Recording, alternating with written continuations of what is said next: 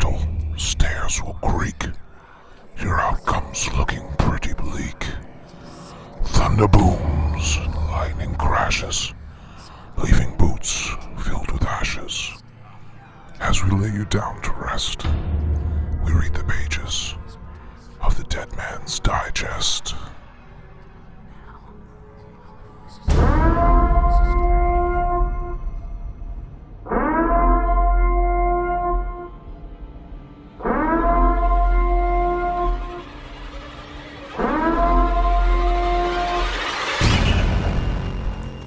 Hello, boils and ghouls, and welcome to another edition of the Dead Man's Digest.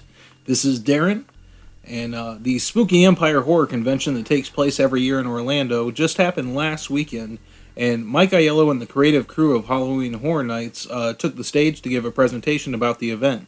We have audio from the panel, thanks to Eric from BehindTheThrills.com.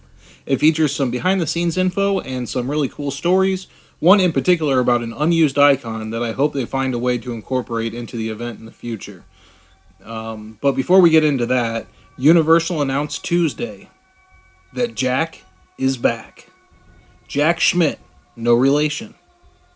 Or is there? Resident clown and icon for Halloween Horror Nights Orlando is returning to usher in the 25th anniversary. Universal released a really cool video featuring Jack, which you can get at uuopodcast.com. I also compiled some of Jack's history to get you brushed up on his involvement in past events, so make sure to check that out. So, what do you think about Jack? Do you have any cool memories with him you'd like to share? The previous events that he's been to? Definitely let us know. Hit us up on Facebook, Twitter, or email at podcast@uuopodcast.com. You can also go to speakpipe.com/uuopodcast and record it there. And while you're recording, how about you go ahead and record your best evil clown maniacal laughter and send it on. I'm going to listen to all of them, and the one I find to be the coolest, you're going to get something cool from Halloween Horror Nights this year. So remember, just your craziest maniacal clown laughter. We want to give Tracy nightmares. So go ahead and send those on in. But for now, let's go ahead and get to the audio from the panel. Thanks again to Eric and Rachel from BehindTheThrills.com. Make sure to check out this week's show notes for links to videos from Spooky Empire and their coverage of parks all over the U.S. For now, sleep tight, little ones.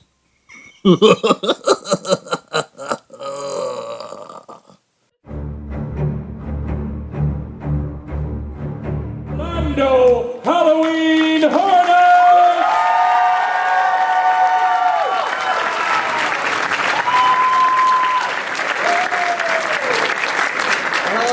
I am Ed Edmonds with Distortions and also the Making Monster TV show.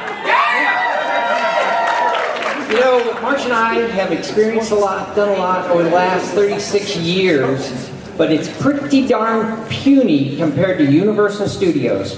And so this is a team with the Halloween Horror Nights, been doing it for 25 years, which is amazing in and of itself. And so, according to the print, it's the Twisted Minds of the Art and Design Creative Team. So here they are. This is Rick Spencer. Good to see. I see some old friends. I see some new friends. And for any of you who don't know us, well, hopefully you'll get to know us a little bit better today, and you'll come and visit us on this year's 25th anniversary of Halloween Horror Nights. I'm going to let these gentlemen introduce themselves and tell you a little bit about what they do, and then we're going to take some Q&A. Yo, can you hear me? I'm there. Still folks coming in. I am Manuel Cordero. I am a scenic designer, or set designer. Our role as designers is mainly the one of the art director that you see in film and television for the Halloween Horror Nights project. And my role is to work with the haunted houses, pretty much. There's another gentleman, his name is David Hughes, who's not here with us, but he's also one of the lead scenic designers. And then, of course, Nick Coleman's here on the other side of the road, who works as a designer as well. And I'm very excited about the 25 years that we're celebrating. I hope that you guys all go and check it out because it just gets better every single year. It's an outstanding project, as you know, and I'm very happy to be part of it. And here's Mike Aiello. Hello. Hello.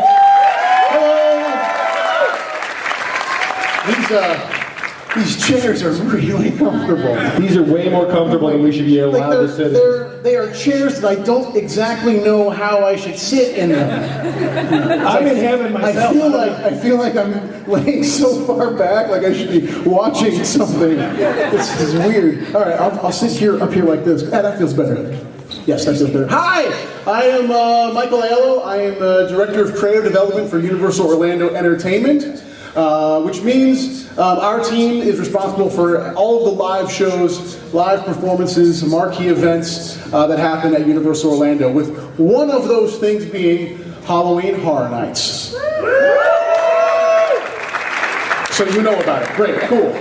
As everyone said, this is our 25th anniversary for the event. I have not been creating the event for 25 years. My role started around 2002, which was my first year writing Bill and Ted's Excellent Halloween Adventure.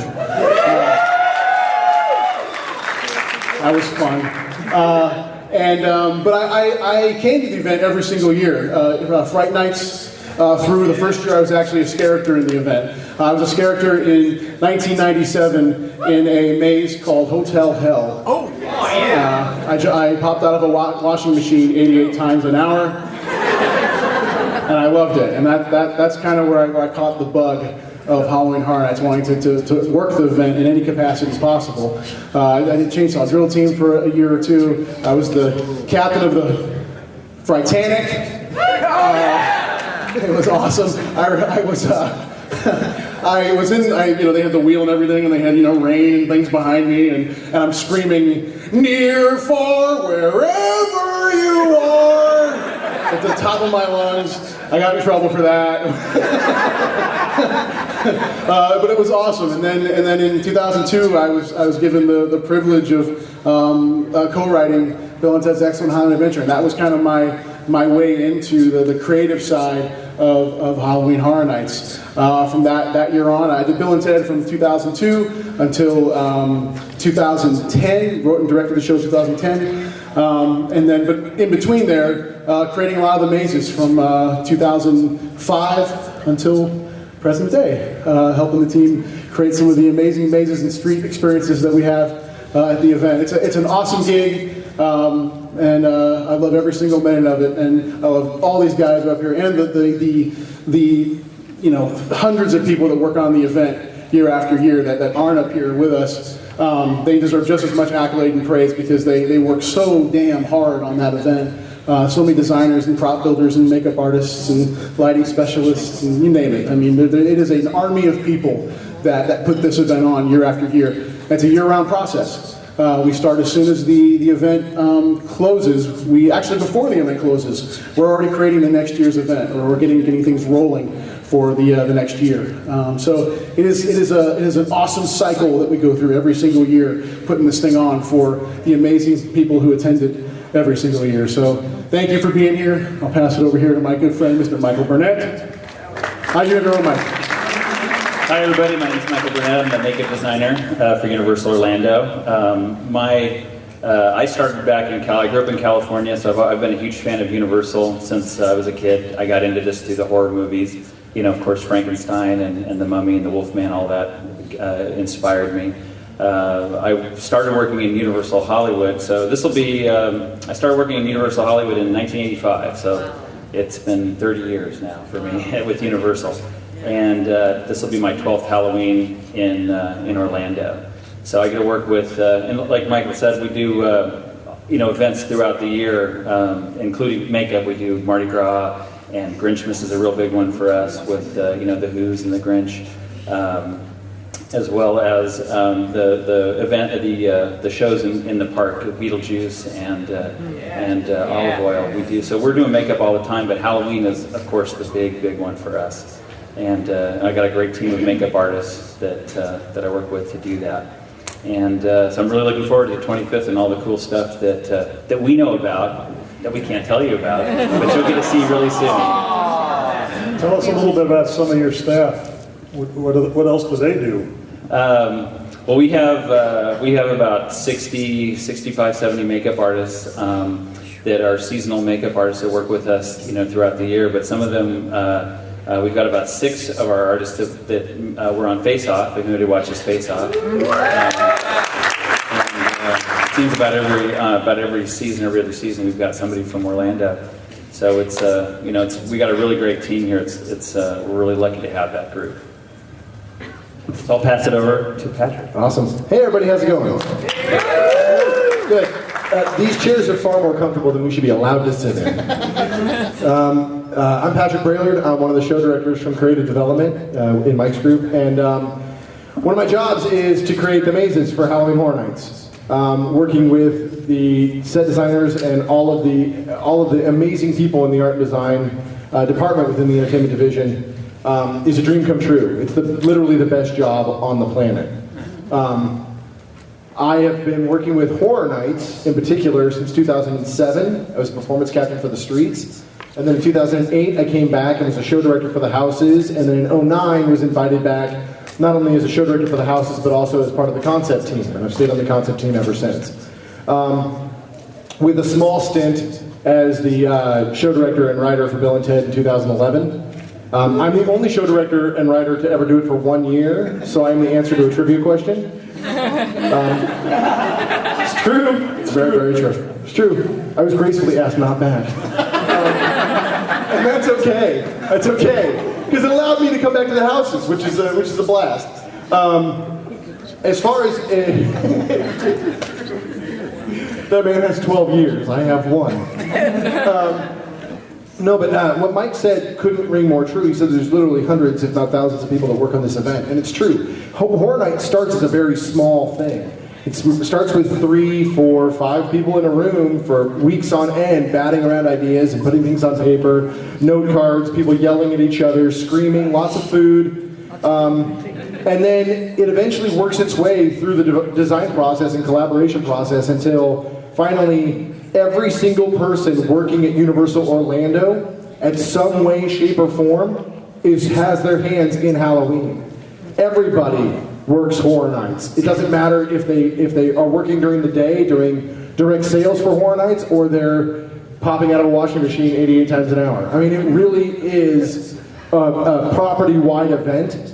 And it always boggles my mind as being somebody who gets the opportunity and the honor to work with these people that that's not all we do. We do Horror Nights, but there are so many other things that we do as far as the marquee events throughout the course of the year, and yet the pace never slows down, and we're still able to deliver a quality product, or at least we've delivered 24 quality products. We'll see about this year. But I want to pass the mic off to Nick Collins. Hey guys, I'm Nick. Sorry for everybody over there. You're really not missing anything. I have more of a face for radio. That's why I work at the set. My name is Nick Collins. I'm one of the scenic designers with the art design team. I've been designing for Universal for 5 years now. I've worked with every major theme park company in the country and decided to quit messing around with everybody and come work with the best. So just really, really stoked to be a designer with these guys. Every day I'm just in awe that I get to work with people who are the absolute best at what they do. And it also is cool that 10 months out of the year, at any point, I could be talking about, well, what would the blood look like if it was on that side of the wall? Well, what about over here? Wouldn't this rust be falling here? So it's a really good first world problem to have. But just really thrilled to be here and excited to talk to you guys and come out to 25. It's going to be really cool. And last but not least, I call him Dad, but Rick Spencer. That's right, I am his dad. At least on stage. We've been in plays together where I play his dad, and he was an awful son to me. He drove me to drink. Actually, TJ and I worked together with the legendary Truth folks out of Princeton to test emerging technologies. So we're always constantly looking at new ways to tell stories through technology that you might not be too familiar with yet, but for those of you who were with us last year, you saw we tried some new things. You got to speak to a ghost for the first time through a tablet, and we have some exciting stuff that we're experimenting with this year. I think the best thing, though, I know everybody wants to know a little bit about what this year is going to be, and I think Mike Aiello can tell us a little bit more than I can. About this year? Yeah. Absolutely not. October, right? That's a loaded question, Rick. October. It'll happen in October, well, September. Well, here's one thing I gotta say. I know anybody on the Twitter account who's on the Horror Nights Twitter, cool. If you're not, feel free to do so. That is run most of the time by me, some of the time by our marketing department. But whenever you see something that doesn't sound like marketing, that's me. I do love the retweets of "Stop spamming." I do love those.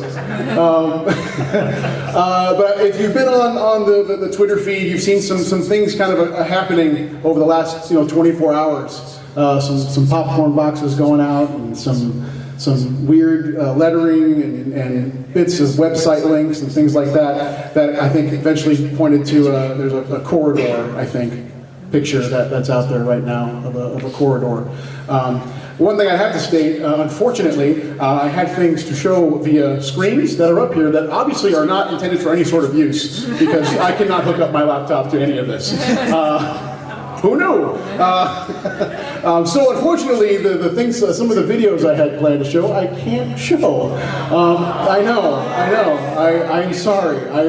Because I know I said we got the Cindy video we were going to show, but unfortunately, I cannot. But I do still have the concept for an icon that never saw the light of day that I don't think anyone really knows about. Does anyone know what I'm talking about? Not Eddie. No. Not Cindy. No.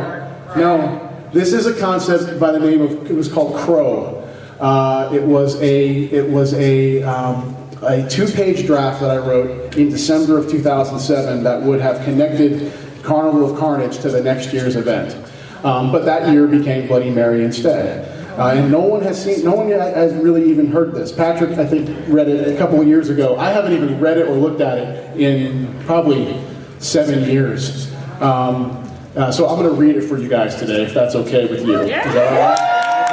We'll get to that. Okay, but I feel bad for not being able to show the videos. So as a consolation, I'm going to read you something that probably only 5 people have ever heard of a potential icon that we would have had for Halloween Horror Nights.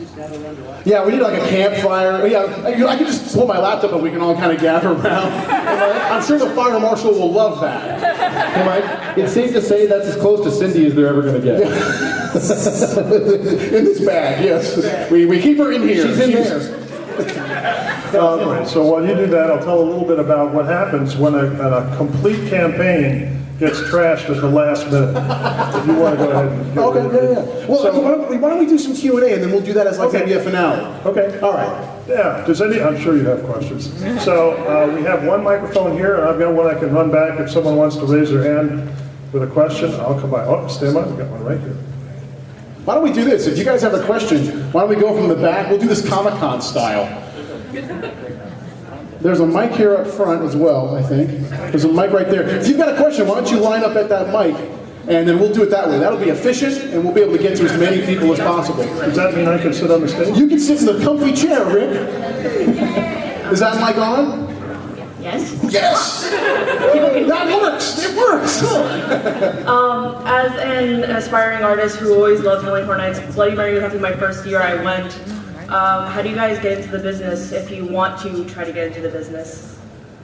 Yes. A question we get a lot. It is. Everybody on this stage has a different story of how they got into doing Halloween Horror Nights. For me, it was merely right place, right time. Literally, it was like lucky. Okay. I was a scare. I started at the park in '96. I started at Jaws. God rest its soul.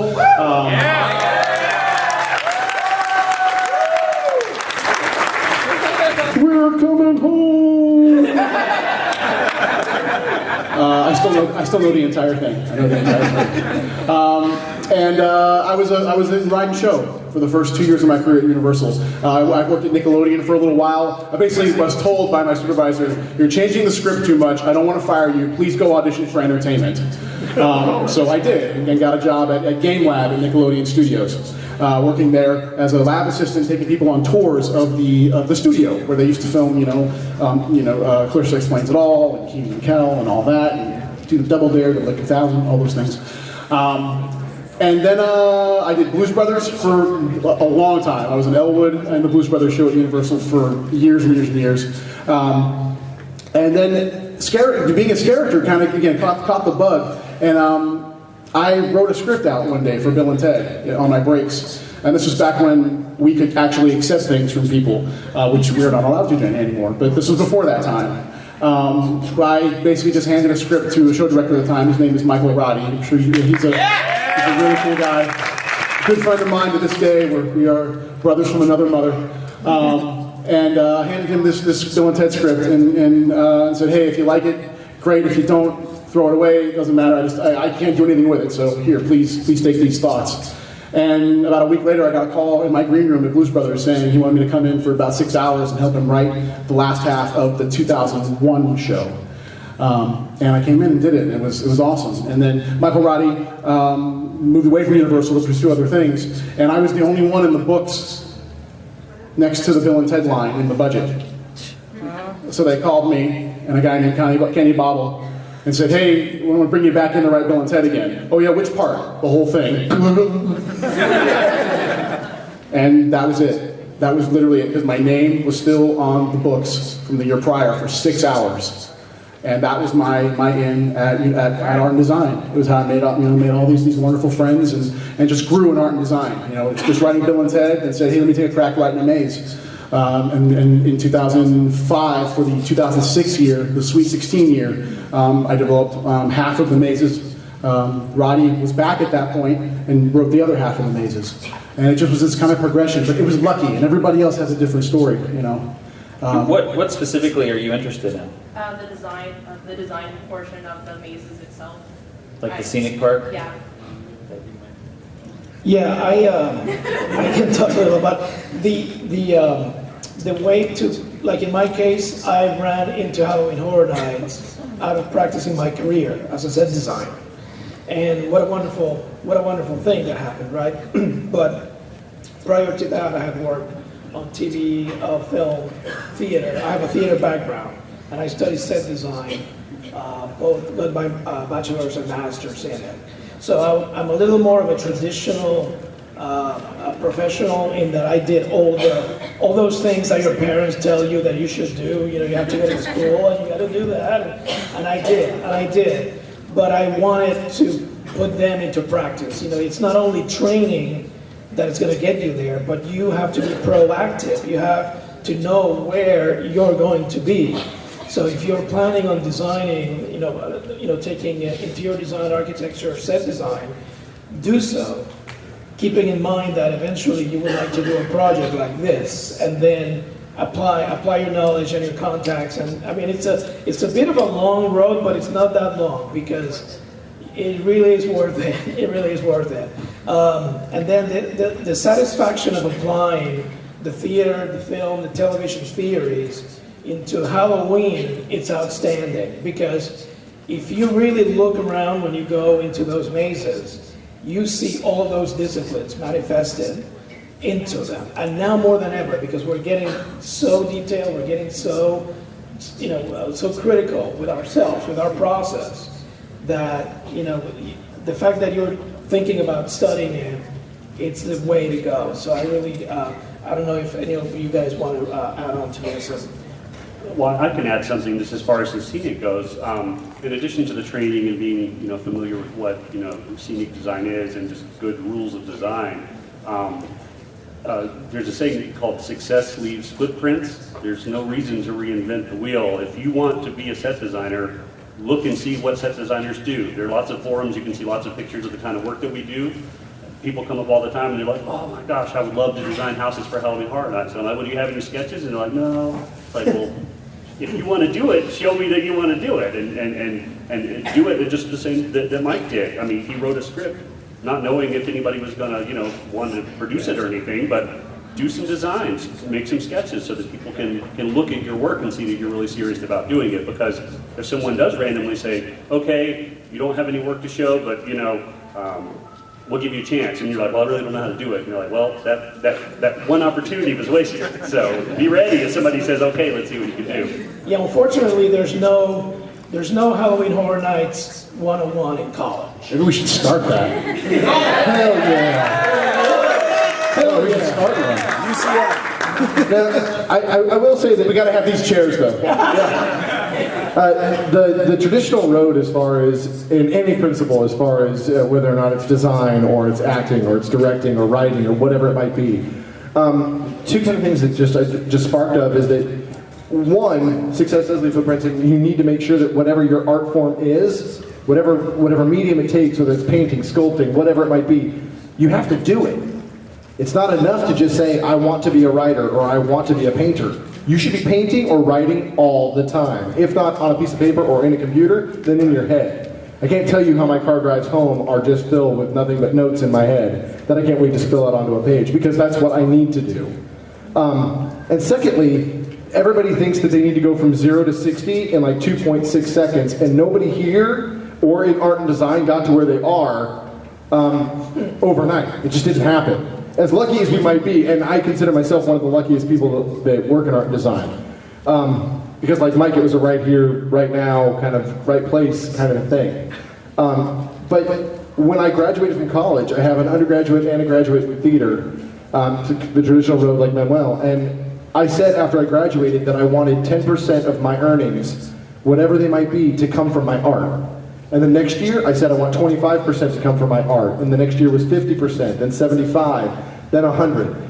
And it worked out that way because I set reasonable goals and reasonable limits to myself, but said, I still want to get into whatever drives me. And you never know where those are going to take you.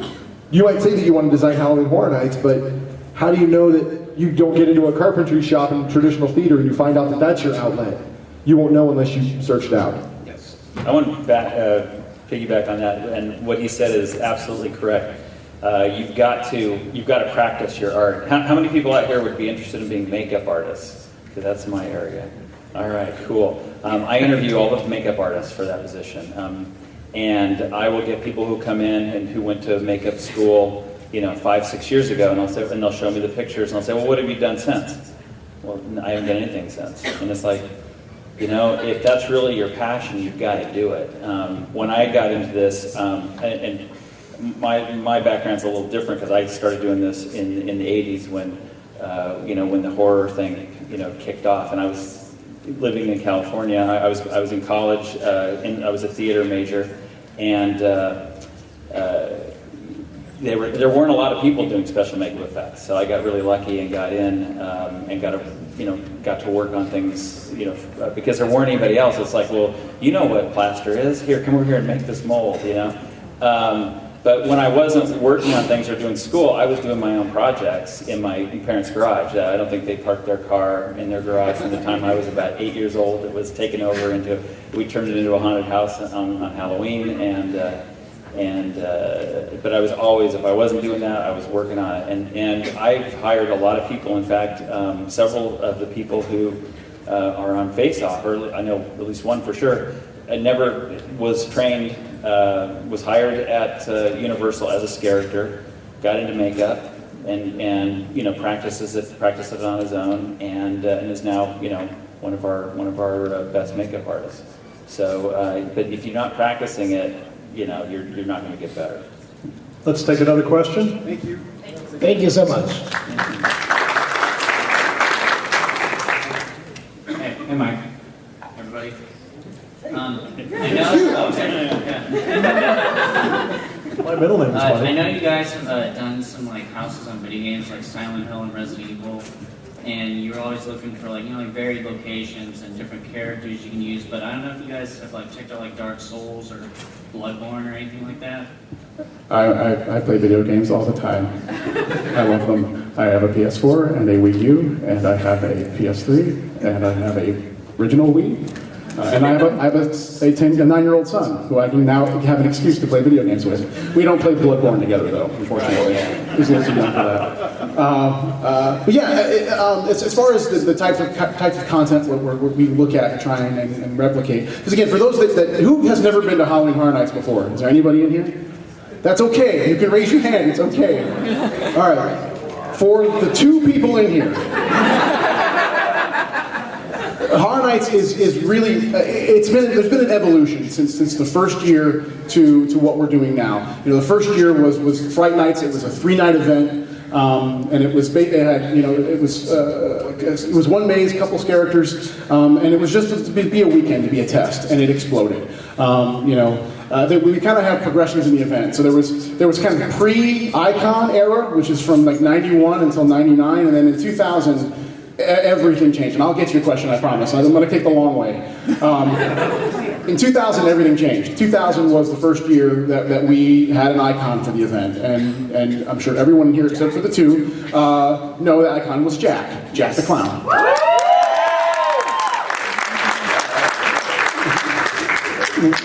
We did not create Jack. No one here in this panel created Jack. Jack was the former art and design people that were brilliant. Kim Grommel, Michael Roddy, several others created Jack, and they literally changed the game for that event.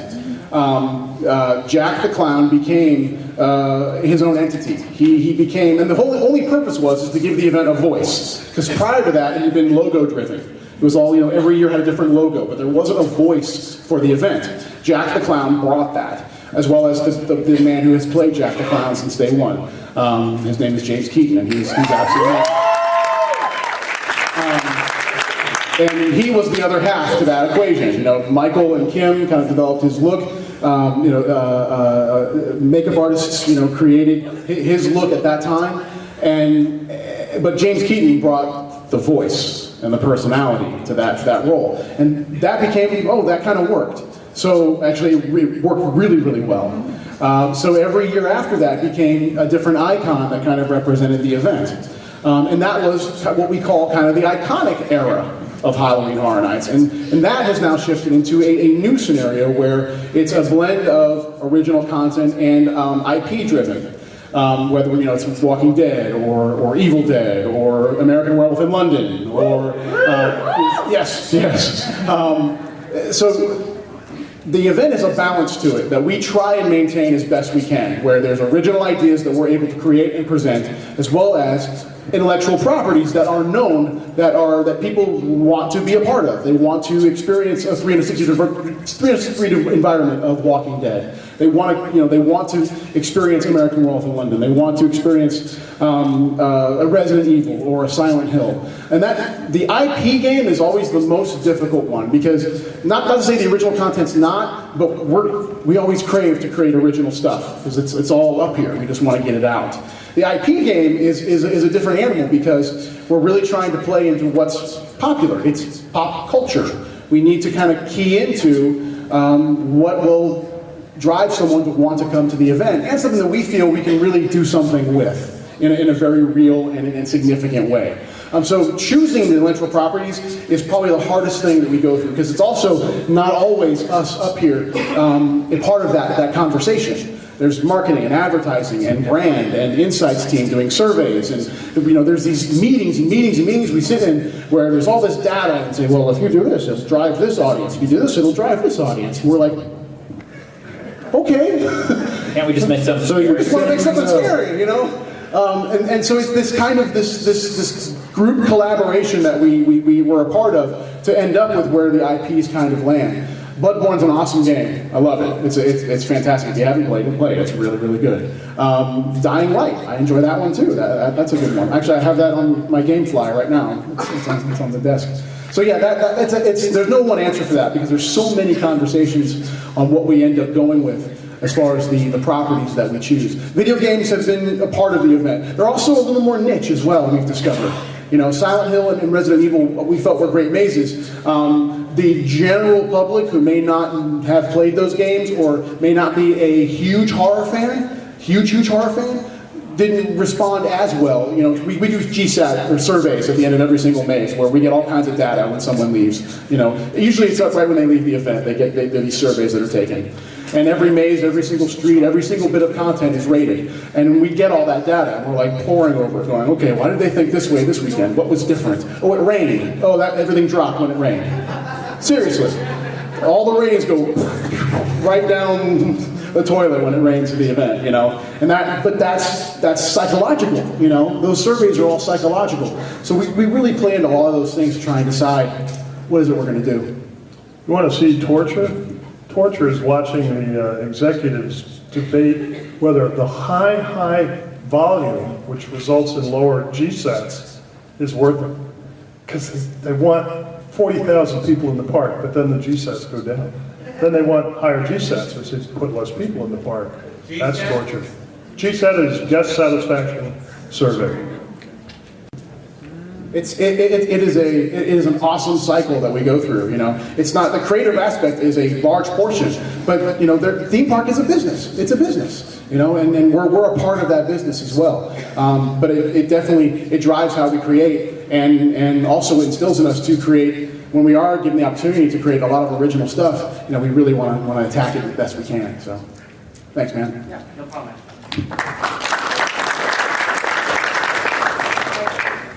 Very simple. My favorite character of all time was missing last year, and that's Rat Lady. That's my all-time favorite joke. Is she coming back, and what happened to her? Could you repeat that? Yeah, the question was, her all-time favorite character was not a part of the event last year, and that was Rat Lady. Yes, she's been a mainstay every single year, and if she wasn't in the event last year. Why? The rats were on strike. She wasn't at the event last year. It was a calculated thing, because sometimes you take things away so that you may be able to bring them back, and they mean something. Is the position open? Is she coming back? Oh, are you asking for a job? They gave you a hint already. What is your experience with rats? You have experience with rats? Okay, well, we hold auditions around the July time frame, typically. It's usually once a week, so you'll see it, I'm sure, on our the audition website Universal has. If rats are your thing, then we might have something for you. All right? Rat Lady doesn't get paid any more than anyone else, but she does get a free tetanus shot. That's an interesting idea. How many people in here are characters or have been characters in the past? Yeah! That's great. The hands that you're looking at right now are the lifeblood of the event. We cannot do what we do without them. Thank you guys. You guys are awesome. I think I owe that guy $20. I'll give you a quick quote that I use all the time from Mr. Aiello, and that is, and we consider you the Uber fans, you are our Uber fans. Mike has always said, if we take care of the Uber fans, the event will take care of itself, and that is absolutely true.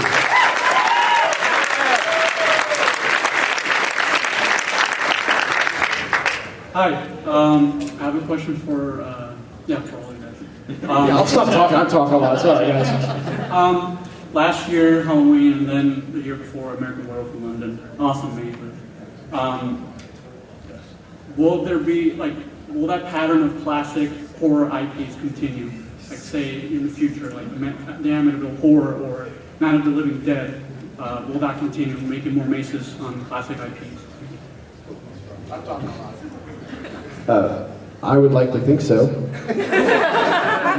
I would like to think so. I mean, we're all huge horror fans, first and foremost. I mean, yeah, give it up for the genre. It's funny. It's funny because when you look cinematically, westerns have more films than any other genre. Believe it or not. But horror is catching it super, super quickly. Horror will eventually overcome westerns as the #1 genre as far as the multitude of films are concerned. It's going to happen. And we wouldn't be able to do our jobs unless we were super fans of horror first. That's what drives us to do the job that we do, because we know that we have a responsibility, like Rick said, to all of you to get the event right. But also, when we walk through a maze, if we see something that we're not enjoying, or if we walk through the streets and we notice something that isn't quite right, based on our love for the genre and for the themes, then we're not doing our jobs right, and we need to fix that. So I would hope so, but I can't speak for the event. Well, yeah, the intention every year is to try and do at least one that pays homage to everything that we as the current creators grew up with. That's why you saw Halloween, and I'm wearing them right now. Halloween shoes. Halloween's my favorite horror film of all time, so it's like, okay, if you get the opportunity to replicate that in any way possible, is always, it's like awesome. We're sitting at the table going, writing and drawing and creating and doing creating the masks, replicating this amazing, look. And sometimes there's like those pinch me moments where it's like, wow, we're doing this. This is really, really damn cool. Just a quick comment. I'm glad you brought up Halloween because I really hope that Michael Myers returns to Halloween.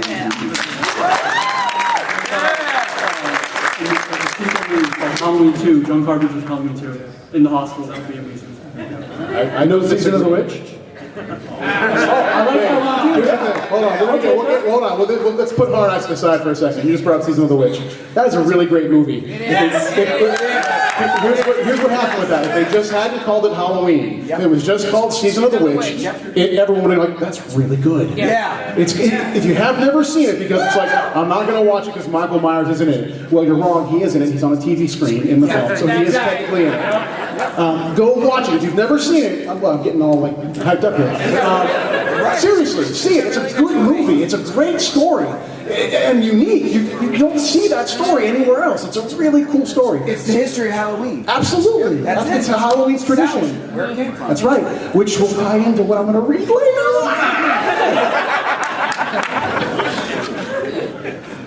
Awesome. Thank you. Hi. Mike Myers here. Michael Myers. Yes, he is here. I have a question. As far as, because you mentioned about technology at the event and the increasing use of it, and with obviously going on 25 years, how does technology inspire you guys to remain more creative, to be able to engage your fans, and also people that maybe have never been to the event, to tie into the stories that you guys want to tell, and maybe more about the mazes and be more intrigued with the characters? The technology advances has allowed us to create some houses that we wanted to do years ago, but we weren't able to. Something as simple as LED lighting has made the instruments that we have to put in the houses so much lighter and more diverse and variable, so that gives us an advantage. Some of the materials, forever wanted to do a spaceship, and finally in the last few years we've done some of that. So that changes it. We used RFID technology for the Legendary Truth folks who wanted to play. Last year we introduced beacon technology, and we have something even cooler that we're working on now. So we're just keeping an eye on how to use that technology in storytelling, whether it's projection mapping, which these guys put in the streets a few years ago. The Metropolis Tribune building would melt before your eyes. And so, I mean, all of that stuff we're keenly aware of. We travel, we look at it, we evaluate it, and see how would it apply to this year's event. That also applies to for makeup. We, one of the things that my background is movies. I worked on films mainly for 20 years before I came here, and the cool thing for me, but I've always loved theater, Halloween, movies, and what I love about Universal is that it's a movie. It's a movie studio, so that's what people kind of come to expect, seeing a higher level in the scenic, in the costuming, and in the makeup. And so we try to use the latest technologies that are used in makeup. When silicone, foam latex, or latex masks are like the old school, but we use silicones now. Foam rubber latex, prosthetics, contact lenses, teeth. And then a couple of years ago when American Werewolf, of course, was huge for me because that's one of my favorite things. And we got to do puppets. So the original concept that when it was presented was some of the way it was written was that we would have guys in suits, And I said, that's not going to really work with this, with the way this puppet works. And we talked about puppets and how it would work, and everybody thought that was a good idea. And then last year we did Aliens. We did Alien versus Predator, and we did the Aliens as puppets. So we, even in makeup in that area, we're trying to keep that technology. Because if you're used to seeing you go to a movie and you see it in a film. If we just had slip over masks for everything, I don't think that would work. Awesome, thank you. Those puppets, I can't think of the werewolves as puppets, but they need to be robust. I mean, they are getting used for 2,000 people an hour, 8 hours a day. So, and they were violent. I mean, they were really snapping and so on. So the engineering those so that they would last, that was not easy. Boy, I remember. Go ahead. Hi. Two quick things. One, I was wondering if there's any possibility of bringing House of a Thousand Corpses from Hollywood. The second thing, a number of years ago, there used to be this demonic parade that I really enjoyed, and I was wondering what happened to that, where'd it go? Is there any chance of bringing that back? Say that again? It was like this demonic parade years ago. Oh, Festival of the Dead parade. Yeah. All right, well, so cool. I'll answer those real quick. I'll see the question I answered earlier where we always have a catalog of things we want to do and some things kind of fall off the table. House of Thousand Corpses has been on our list every single year. Hopefully at some point, just like Halloween was on our list for years and years and years, we've wanted to do that maze, and finally last year we were able to. So again, we've got this dream list that we're constantly crossing things off that we're able to do, and it's still there. We just haven't been able to cross that one off yet. Maybe we need to find the perfect recipe for Captain Spaulding's fried chicken. Maybe that's what it is. And the Festival of the Dead parade, a gorgeous parade. That was pre-iconic era. So yeah, that was in the first 9-10 years of the event. Was the Festival of the Dead parade. There are logistical challenges with doing a parade now in the park. There are a lot of people that attend the event now. And to be able to again, the event wasn't attended nearly as well as it was in those first 8 years. You're talking double, almost triple the attendance. So there are a lot of operational challenges that we are constantly investigating to figure out how we can bring something like that to the table again. We're not quite there as far as Horror Nights is concerned. Thank you. Yeah, you're welcome.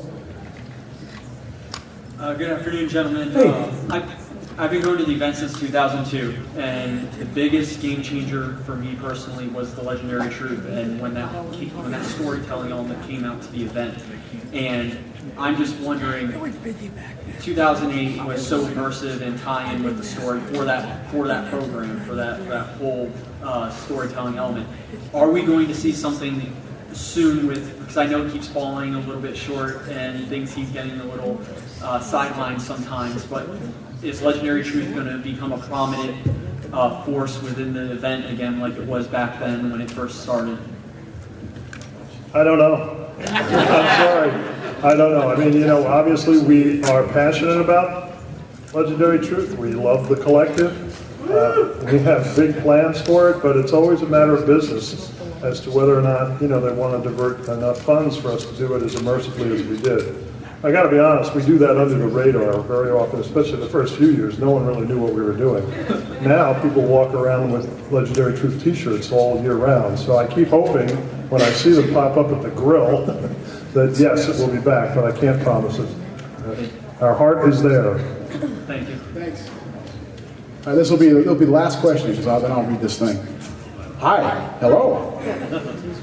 This past year with the Bayou of Blood, the human sacrifice had to be scrapped because I think at least partially it was offending people.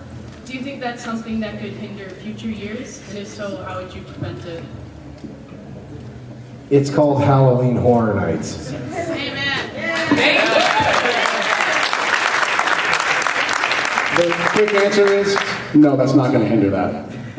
We have things planned for this year that are of that vein. So. Back when we did Terra Coentus and Islands of Adventure, we would drag a high school kid out of the audience and execute them on stage with a chainsaw and lower them into a burning pit, and no one said anything. All right, last one. We've got some Purge devotees here. Yes, we do. I can't understand what you're saying. What's the character? Well, one says it. Me and my son just say, we love you, we love Horror Nights. We moved here 2 years ago, and we have a frequent beer pass, and thank you so much. We're so glad you enjoyed it. It's all like 15 times, I don't know, every night we can, so just thank you. Thank you. And again, the fans of this event, you guys, and the thousands that are not in this room are some of the best people in the entire world. So passionate and so nice. We never have an issue with anybody coming up to us and saying hi, or because you're always so nice and down to earth, and we so appreciate that. Thank you. So we got about 11 minutes left. Should I read this thing, you guys? I'll read this thing. Okay. So like I said, this was potentially a link to the 2007 event. And I have not read this. I apologize in advance for my 2007 writing. We'll see what happens. All right. Listen closely, it can still be heard. Within the wind and the cold, dark tonal notes dance. Inside the fog's memory, maniacal laughter reverberates. Wooden wagon wheels have etched trails into the earth leading off towards oblivion. It was here, on the crimson field, where horrors beyond comprehension flourished. But for now, the carnival is gone, but not forgotten. Nathaniel Crow remembered it well. He remembered the day he met the ringmaster, the clown whose face was masked in the shadows of night, simply asked for his land. He said that this place just seemed right. It had been a long and bloody history, this land, used for early pagan rituals. Many lives were sacrificed in the name of Samhain. For centuries since then, no living thing has prospered on this land. And just prior to Nathaniel owning the property, a number of townspeople burned down the funeral home of a murderous, grave-robbing caretaker, killing him inside. Now this land serves only as a home to rotting pumpkins sold for $10 a piece by Mr. Nathaniel Crow. "How's business, Crow?" the clown said through his mangled teeth. Nathaniel suddenly struck with the tiniest twinge of fear. "Slow," he responded. "This land is cursed," the clown said. Nathaniel was surprised at the statement, not because he didn't feel that it was true, but it was normally exclaimed as a question. "Always has been, always will be," Nathaniel said with a sigh. "I haven't sold a pumpkin. Hell, I haven't sold, grown, or built anything on this land since the day I bought it. And that wasn't for lack of trying either. So you can put on your little carnival, but don't be surprised if the outcome of all of it is just like those pumpkins, rotting and dead." "On that, Nathaniel Crow, you can count on," the clown said. For the first time, Nathaniel caught a good glimpse of the ringmaster's face in the moonlight as he spoke. His twisted, toothy smile promised wonders no man has ever encountered. He told Nathaniel that he's put his blood, sweat, and tears and would finally pay him back with unimaginable power. Sensing nothing more than theatrics, Nathaniel left the form clown to his business. As though it happened overnight, the carnival opened. The wonders the clown spoke of were amazing to Nathaniel, and in the way hell is wondrous to those who wish nothing else but to see its evils and bask in its flames. The dark carnival seduced Nathaniel in ways that cannot be explained. Temptation and sin filled his soul with sights and sounds the devil himself would consider morbid. It opened his mind to evils no man should want to survive through, but Nathaniel did survive. While all other patrons of the carnival were meeting untimely deaths, Nathaniel always walked away unscathed. "Why do you allow me to live when all around me perishes at your hands?" Nathaniel asked this ringmaster. "You'll see, Crow, you'll see." The ringmaster replied with a laugh. Those words echoed in Nathaniel's mind as he gazed upon his now empty field. Patches of soil now show only where tents once were. His fist clenched with anger. "He promised me," he whispered through his teeth. Hatred filled his soul as he lamented on power and wishes the clown prince vowed him he had not received. For the first time he felt cold. His hands now bled from being clenched so tightly, feeling the dark liquid run down his palms and drip into the soft soil below. Nathaniel's eyes caught a faded carnival poster flapping in the breeze. A large gust ripped it from a blood-stained telephone pole it was attached to. Nathaniel followed the tattered poster with his eyes as it drifted effortlessly in the wind, up and down, finally resting in the palm of his bloody hand. However, now Nathaniel was surprised the poster was blank. No longer did it advertise Carnival of Carnage. Instead, he noticed his blood soaking into the parchment. Like running down glass, his blood fanned along the paper's fibers, forming letters. And it spelled this: "Forgotten are the ways of old, tradition's blood, black and cold. Up through dirt, roots grow and burst, evils return, you'll see what came first. When ravens and crows made the night black, pumpkins were carved to keep evil back. When the howl of the wind sent shivers up spines, graves of our dead covered in vines. When black cats crossed paths and wolves howl, and true witches did more than laugh and scowl. Your time has come, Nathaniel Crow. Outside the box, you'll think, you'll grow. Terror's traditions, its ways you will demand.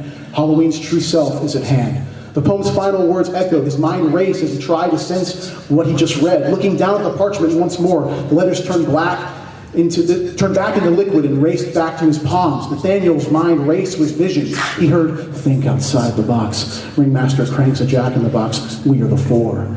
You will be my finest work. A film director lines up his shot. But 5 men will become a true tale of terror. An old woman brandishes a pair of scissors. Nathaniel Crow. A caretaker produces a pocket watch. Your time has come. The final vision Nathaniel saw in his own face, displaying the most evil expression. Crow's eyes disappeared and blackness replaced them. His jaw fell agape and candlelight appeared deep in his throat. The last thing he heard was a raven's shrill, ear-piercing call. Nathaniel awoke lying in the cursed field he owned, lifting his head, looking forward.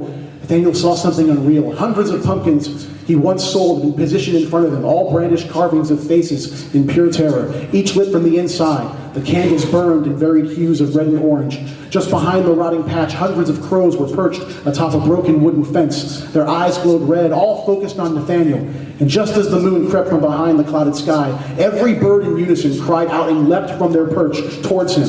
Instinctively, Nathaniel tried to get up. However, his cursed land had something different in mind. Mangled and porous fruit shot through the ground with great force and stabbed through Nathaniel's appendages, pinning him. The chorus of crows flying towards him muffled his cries of pain. Landing on top of Nathaniel, the crows began pecking at his clothing and flesh. Digging and clawing, the crows tore deep into Nathaniel. He was being transformed. Every crow that removed a piece of flesh, large or small, another was at the ready to replace it with a piece of rotten pumpkin and straw.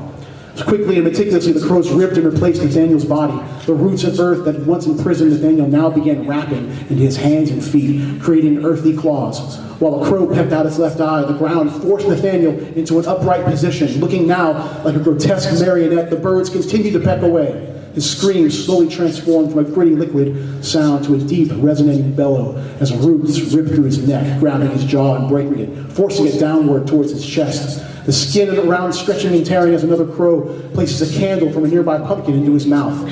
The candle's flame ignites a bright orange, its flickers lighting inside. One by one, the crows left the form that was once Nathaniel Crow and returned perched atop the rotting pumpkins. Landing, they gazed at what they had created. Halloween itself. All the fears, blood, revelry, and traditions that make up that eve so hallowed was infused into the body of a man. The roots finally lowered his body to the ground as 2 crows carried a large brown duster, their once costumed an average scarecrow not far away. Nathaniel Crow was no more. Now, only Crow was born. His land, which contained the souls of Halloween's past, had given him the great power he was promised. His only purpose, to let none forget the true terror that Halloween was centuries ago. Simply put, to make the spirit of Halloween terrifying once again and uphold terror's tradition. It's his ways he will demand. Halloween's true self is at hand.